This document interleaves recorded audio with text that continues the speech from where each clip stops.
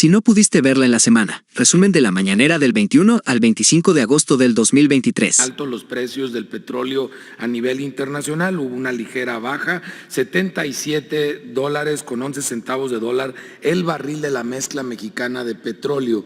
Por eso el incentivo fiscal en esta semana que está corriendo, 58.2% para la regular, 41.9% para la premium y 41.5% para el diésel. Estemos muy atentos cuando cargamos diésel o gasolina para que ese apoyo que da el gobierno federal realmente llegue a nuestro bolsillo. Y los tres que fueron aliados de los consumidores, que realmente reflejaron esos apoyos, esos incentivos fiscales al 100 y le pusieron otro tanto, fue G500, BP y ExxonMobil, los aliados de los consumidores en esta semana que concluyó. Otra vez en Zapopan, Jalisco, hay un doctor que tiene 3 gasolineras y que le gusta dar carísimo en Zapopan, muy pasado de rosca este doctor, 23.99 el litro, porque tiene un margen nada más de 4 pesos. Con 23 centavos, sí se pasó. Compárenlo con los 15 centavos de margen de Megasur en Mérida, Yucatán, que tiene en consecuencia un precio de 21 pesos 61 centavos el litro de regular.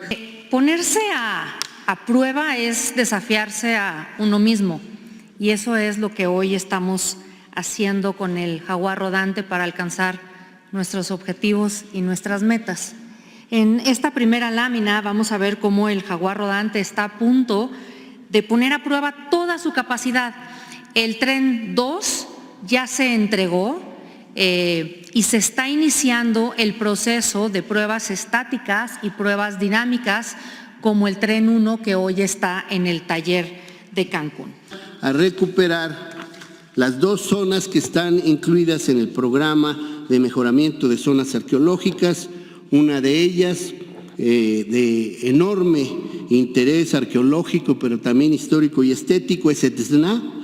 En ella hemos ya avanzado con un 65% de las tareas de investigación y conservación de las estructuras, muy particularmente la que observan ustedes a su izquierda, es el templo de los 5 pisos, en donde se tuvo que hacer una tarea importante de restauración y estabilización de la estructura. Y en cuanto a la elaboración de las cédulas para la mejor comprensión del sitio, llevamos el 23%. Quienes se manifiestan pensando, se adoctrina con los libros y se inyecta el virus del comunismo, pues están totalmente desinformados y manipulados. Empresarios no. Traficantes de influencia sí, gerentes sí, del bloque conservador, politiquería, pero pues lo van a seguir haciendo para engañar, para tratar de engañar, porque mucha gente no les cree, ya la gente está muy consciente, no les funciona eso. Donde dice, palabras más, palabras menos, que si no fuese porque existe Chiapas, Oaxaca y Guerrero, México sería una potencia. Yo le diría que son estados fundamentales para el desarrollo de México en todo sentido. Le diría algo al señor Cuadri, que Oaxaca es de los pueblos con más cultura en el mundo. El nivel académico no quita lo clasista y lo racista. Siempre ha existido este pensamiento retrógrado.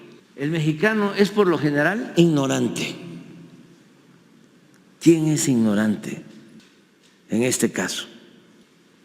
Violento, tonto, fanático, corrupto, ladrón, sexista, caprichoso, temperamental, alcohólico,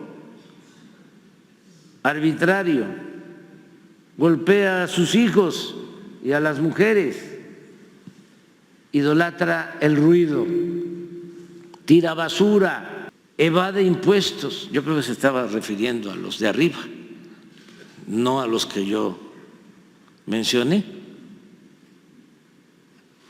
A los de arriba sí, sus jefes. 8 casos de magistrados y jueces que ante la comisión de delitos graves se oponen a la aplicación de la prisión preventiva oficiosa como medida cautelar. Querétaro, Eduardo Alberto Osorio Rosado. Su actuación ha motivado la presentación de una denuncia penal en su contra por el delito contra la administración de la justicia y 2 quejas ante el Consejo de la Judicatura Federal. Siguiente caso, el juez de control en Coahuila, José Luis Hernández Hernández. Su actuación ha motivado la presentación de una denuncia penal y 2 quejas ante el Consejo de la Judicatura.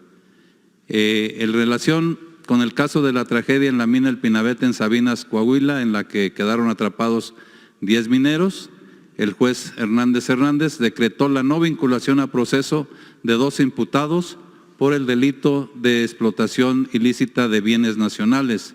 Además, el 7 de julio decretó el sobreseimiento en favor del acusado Luis N., socio de la empresa minera, quien ya se encontraba vinculado a proceso. Es el juez de control en el Estado de México, Daniel Ramírez Peña.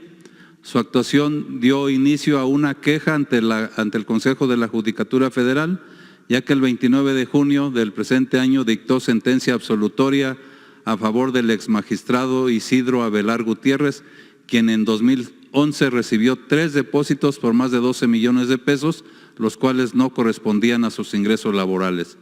De sus resoluciones, en cuatro casos determinó no vincular a proceso penal, en 2 casos calificó de ilegal la detención y en un caso declaró sentencia absolutoria. 8,727 ocasiones. Adelante. Los resultados que se tuvieron en estos 15 días en cuanto a aseguramiento de armas, en el periodo fueron 325 armas en la administración, llevamos un total de 43,206 armas de fuego, cargadores 1,185 en el periodo, en la administración 178,918. Adelante, por favor. En granadas, 15 granadas aseguradas a la delincuencia organizada en este periodo, 2,905 en la administración. En cartuchos, que es pues, lo que hace funcionar a las armas, lo que las hace letales, 23,448 cartuchos en estos 15 días y en la administración llevamos un total de 18,393,538 cartuchos. A continuación presentaremos 3 casos donde el actuar de los jueces o magistrados del Poder Judicial han evitado el avance de los juicios o procesos penales, generando retraso en la impartición de justicia y por lo tanto impunidad. Se trata de asuntos de grandes contribuyentes que han afectado la posibilidad de financiar programas de bienestar y obras de infraestructura por alrededor de 80,000 millones de pesos. Una empresa de gran tamaño con presencia nacional fue fiscalizada durante los años 2010, 2011 y 2013 y se encontró que dejó de pagar impuestos por más de 25,000 millones de pesos. Esta empresa, abusando de su gran estructura corporativa, ha operado diversas estrategias legales para impugnar y retrasar la emisión de una sentencia que le obligue al pago de impuestos. Se enoja Ciro cuando lo menciono, pero 100 días en Milenio dando a conocer una encuesta, ya lo había hecho antes, con la misma encuesta, cuando la elección del 2006, cuando nos roban la presidencia. Bueno, en efecto, como aquí se dijo, se resolvió también la controversia constitucional que presentó Coahuila y también resolvió el mismo ministro el suspender la distribución antes de que se resuelva, hasta en tanto no se resuelve el fondo. Y lo otro que planteaba el presidente es presentar una queja ante el Pleno de ministras, de ministros, precisamente por esta circunstancia de dilación en resolver. Como aquí el procurador decía, el Consejo de la Judicatura es este órgano que vigila a jueces y magistrados, pero en el caso de ministros no se puede presentar las quejas ante el Consejo de la Judicatura. Pero vamos a esperar a ver si antes resuelven en definitiva. Si no, pues los padres de familia, las maestras, los maestros, pues tienen que manifestarse y que los padres de familia sepan que no se entregan los libros porque lo están impidiendo la gobernadora en el caso de Chihuahua y este ministro Aguilar. Inundan el AIFA de mentiras. Las noticias falsas a la orden del día. En esta ocasión, una cuenta de X, antes Twitter, compartió un video sobre la inundación de un aeropuerto. Según aseguraron, se trataba del Aeropuerto Internacional Felipe Ángeles. Sin embargo, esto es totalmente falso.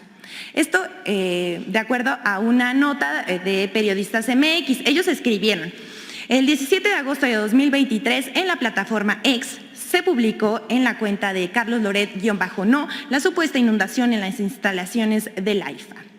El video que se compartió en esta cuenta originalmente se difundió el 16 de agosto de 2023 en la cuenta que vemos aquí en la pantalla, Fate FFM, y se refiere a una inundación que ocurrió en el aeropuerto de Alemania.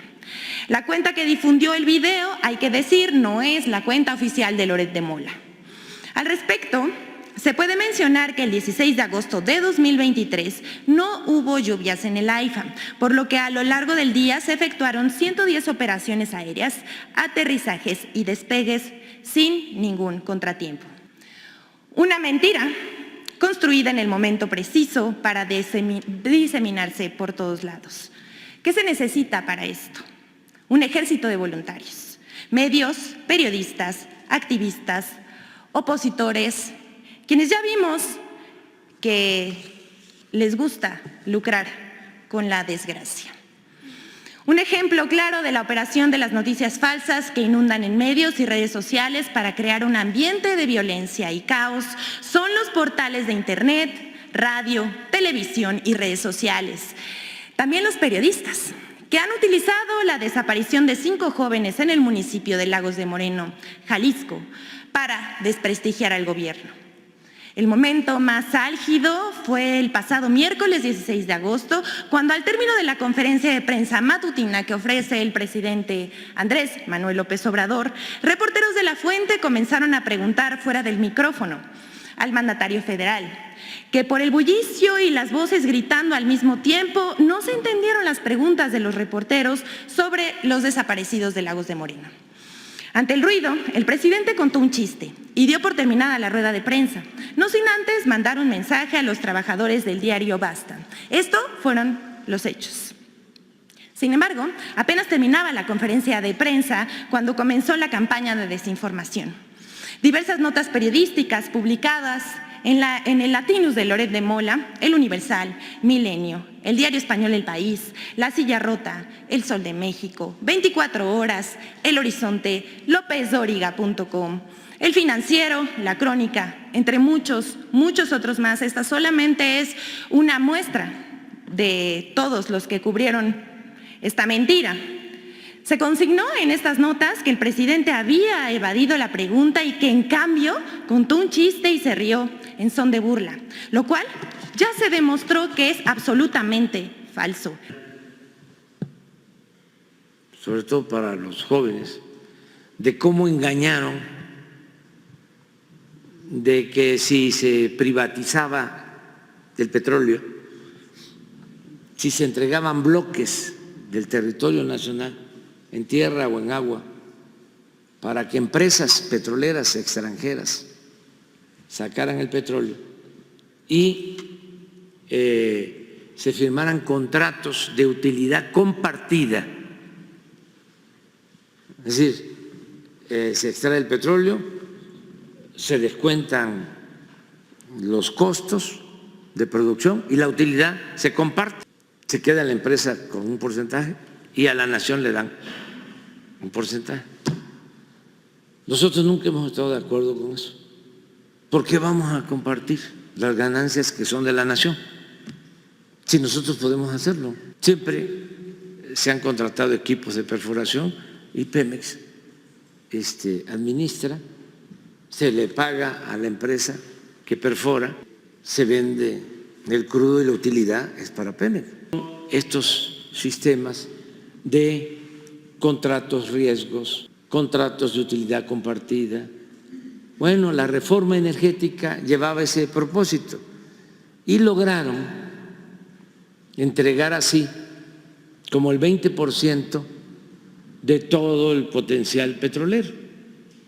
Entregaron 110 contratos y vendieron la idea, engañaron de que se iba a producir muchísimo, que iba a llegar inversión extranjera a raudales y que además iba a bajar el precio de las gasolinas, como lo hicieron con la industria eléctrica, que iba a bajar el precio de la luz. Yo recuerdo que cuando intentaron de nuevo con esa reforma, que ya lo había hecho a Calderón y habíamos detenido, parado hasta cierto punto la reforma, y Peña vuelve otra vez y ya lo lograron porque engañaron a la gente, precisamente con los medios. Había publicidad en los medios, en la televisión, en la radio, hablando de que México tenía un tesoro en el fondo del mar, un enorme tesoro. Pero como no teníamos dinero ni teníamos tecnología, debíamos de permitir que llegara la inversión extranjera y que nos trajeran la tecnología para sacar el tesoro que teníamos en el fondo del mar. Y además maiciando a diputados de los que ahora están en oposición, porque son bien corruptos. Se aprobó la reforma energética y entregaron 110 contratos. Pueden ustedes investigar, vayan a las hemerotecas y van a encontrar que decían que iba a llegar muchísima inversión, pero además íbamos a estar produciendo 3 millones de barriles diarios. ¿Cuántos barriles diarios se producen con esos contratos? 40,000. De esos 110 contratos, ¿saben cuántos están en actividad? 3.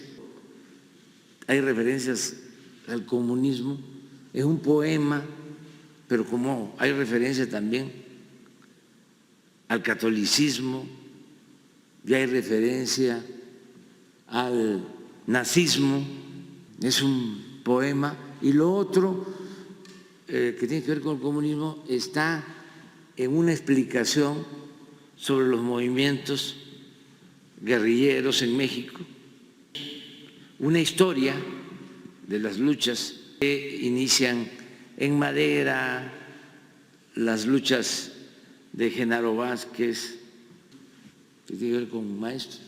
Hay otro libro que tiene que ver con maestros, ¿no? También ustedes participaron. Sí, México, grandeza y diversidad. México, grandeza y diversidad. Y es también así, ¿no? Histórico. Creo que les molestó mucho un texto de Armando Bartra y que habla de la transformación. Entonces, pero no hay nada, nada, absolutamente. Un juez suspendió la entrega en el Estado de México, presidente. ¿Ok? Un juez suspendió la entrega en el Estado de México. Ah, pues no sabía, pero el gobernador del Estado de México no se ha pronunciado en contra. Una sociedad de padres de familia que viene sus antecedentes desde que se aprobó el artículo 3º de la Constitución de 1916, el antecedente, que no están de acuerdo con la educación pública.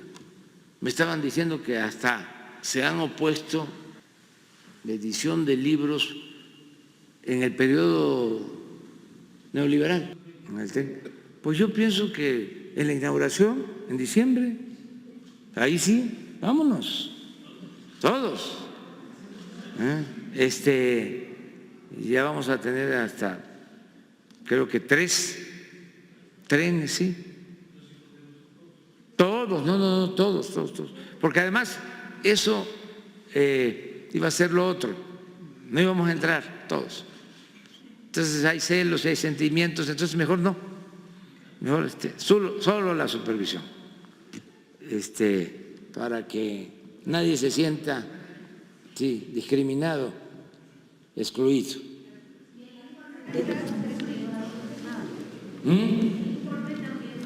No, el informe público, ahí van a estar ustedes todos, sí.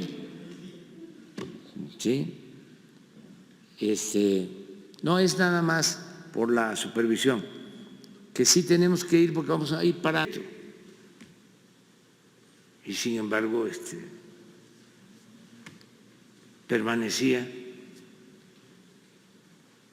en un gobierno con el cual no coincidía. Eso es deshonesto. Sí, yo no estoy de acuerdo con un proyecto, porque no es cualquier cosa, no es un asunto de matiz. Son 2 proyectos distintos y contrapuestos de nación. 36 programas federales y 55 subprogramas que han beneficiado a 1.100.000 guerrerenses, lo que quiere decir que al menos un miembro de cada hogar en Guerrero recibe el apoyo de un programa social. Esto es un apoyo histórico. Esto nunca antes se había dado, nunca antes se había visto y que bajo ninguna otra política social pues se había podido lograr. Por eso nos hemos sumado con decisión, con entusiasmo, para complementar los programas y profundizarlos, como es el caso de la pensión para personas con discapacidad, que cuenta con una contraparte del 50% por parte del Estado para garantizar su universalidad. El asunto del personal, ya aquí en Guerrero se han enviado 449 médicas y médicos especialistas. El tema de la infraestructura, que ya lo ha comentado la gobernadora, se han invertido cerca de 2.479 millones de pesos, tanto para la rehabilitación de hospitales como para el equipamiento de los mismos y desde luego para mejorar sustancialmente el abasto de medicamentos. Yo entiendo pues que hay gente que se oponga, pero en algún lugar hace falta atención médica para maestros o hace falta que haya servicios en el ISSSTE, es en Guerrero. En Guerrero, Oaxaca, por ejemplo, para las hemodiálisis. Atender un infarto depende mucho del tiempo. Entonces, ya centros, hacer cateterismos y atender a infartados, o sea, todo eso va a tener este hospital. Pues diríamos, nota, es de más de 2.000 a 1.137 el año pasado. O sea, la mitad de homicidios. Y sí hemos tenido, porque aquí todavía no concluimos, el informe es a julio. Hay un repunte, presidente, este año. Hay un repunte este año, ¿a qué lo atribuye? Sí, se ve con claridad, pero no vamos a llegar a eso. Debe de olvidar, pero también ni modo que se haga ese análisis en Reforma, que durante el gobierno de Calderón se estableció en México un narcoestado. El señor García Luna está preso por eso, avanzando a pesar de esa herencia de grupos que se fueron tolerando, pero vamos avanzando. Nada más que no es un asunto que se pueda resolver como quisieran los conservadores, ¿no? Que cuando estaba Guerrero así, con más de 2,000 homicidios al año, no decían nada, guardaban silencio. Entonces ahora se está avanzando y yo, repito, atribuyo el avance que hemos logrado a lo que comentaba la gobernadora, a los programas de bienestar, a la atención a los jóvenes, al combate a la pobreza, el que casi en todos los hogares de Guerrero llegue cuando menos un apoyo, ya sea un programa de bienestar o una porción pequeña del presupuesto nacional, que antes no llegaba.